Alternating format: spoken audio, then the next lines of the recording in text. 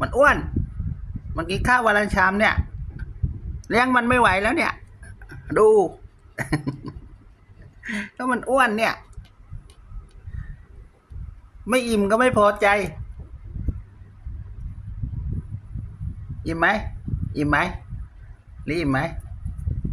ตอบก่อนเร็วอิ่มไม่อิ่มอิ่มไหมล่ะเอาอีกไหม